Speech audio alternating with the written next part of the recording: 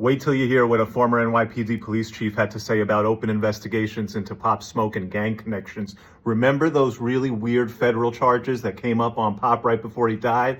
Check this out. It's going to start to make a lot of sense. A case I was personally involved in. So now we're going to go to 2019, 2020. Pop Smoke, who lived in Canarsie, Brooklyn, he was down with the G-Stone Crips, I believe.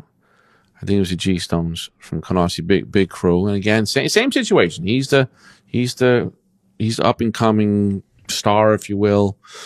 And we were into that gang, and he was part of it.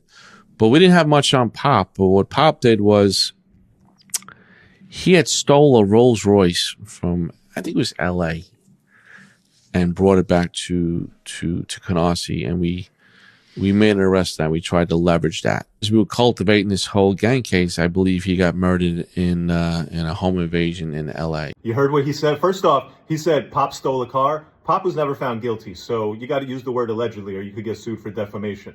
More importantly, you heard what he said? They didn't have nothing on Pop. They thought maybe he was connected to this gang, but let's use this as leverage. Let's cultivate him and let's build a gang case. $400,000 Rolls Royce loaned to Pop Smoke in California. He allegedly steals it. First thought that comes to mind.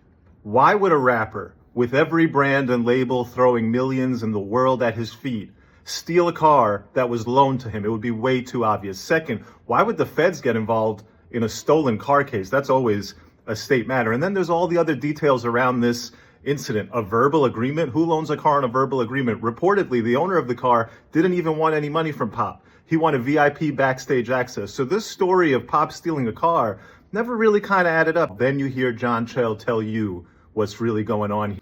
Pop is different from other gang members, and he's not even necessarily a gang member. Maybe he's just affiliated with them. He's going places. He's got Hollywood at his feet. Pop can be leaned on in a cop's mind. So let's get some dirt on Pop, and then let's get him to start telling us what he knows. At the time, the NYPD was reportedly investigating a shooting at a Queens nightclub where they believe Pop and gang members were involved in that shooting. So they figure Pop can tell us about that. Maybe Pop can tell us about other things. Pop pled not guilty. His lawyers were very hush-hush about it. Pop went on the Angie Martinez show after he got out on a $250,000 bond and said, this whole case is cat, is foolishness. When the feds get involved in a case like that, it is kind of foolishness because interstate transportation of a stolen motor vehicle is not a Fed case. It's like the feds getting involved in somebody paying for sex and they go and charge the person with interstate